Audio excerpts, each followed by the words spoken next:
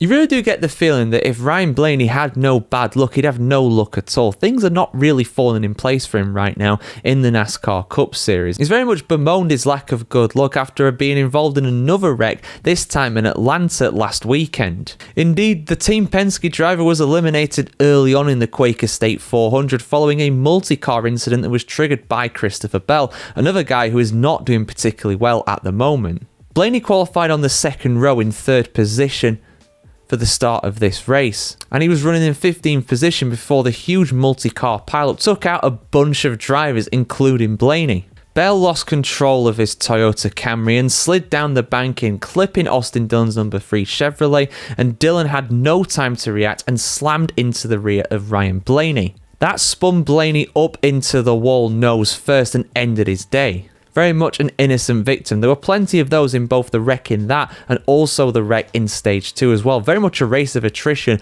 was Atlanta. If it wasn't for the red flag repair rules, we might have even had less drivers actually take the checkered flag at the conclusion of the race. Blaney spoke to the media after this crash, saying, and I quote, "I couldn't see much. They kind of started spinning and coming down. I tried to get to the apron, and by the time I got there, I kind of got blocked. This is the story of our year, just getting caught up in other people's garbage. Just when we get it going pretty good and find some momentum, we don't seem to have things go our way." End quote. Bubba Wallace, AJ Allmendinger, and Kyle Larson also got caught up in that incident, but Blaney was the only one who actually ended up retiring from the race as a result. Wallace was more scathing in his criticism of Bell, saying, and I quote, "Christopher Bell is a dumb.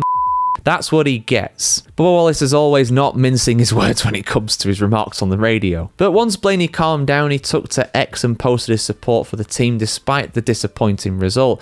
He said, and I quote, "Thank you to our Team Penske teammates back at the shop for a fast race car and all our amazing partners. Wish we had more time to show what our Ford Mustang had, but there was nothing that we can do." End quote. That is the way the cookie crumbles, unfortunately, sometimes. Very much an innocent victim, but a victim nonetheless, and it's just going to make him more and more angry, stuff like that. But although he does sound considerably more calm than Bubba Wallace, who was caught up in the same crash. But yeah, like all things in NASCAR, guys, it ebbs and flows. You go through hot streaks and cold streaks. I mean, Bell won 3 of the opening 4 rounds of the season, 3 in a row, of course, and now he really can't catch a break. Things can change around. I'm sure they will do for Blaney eventually. But yeah, how is he going to get on in Chicago this weekend? Of course, very difficult race for the NASCAR Cup Series drivers. I want to hear what you have to say in the comments below, guys. Like, share, comment, subscribe if you want to see more of this, and we'll see you soon for much more content on the world of NASCAR and a whole lot more on the channel.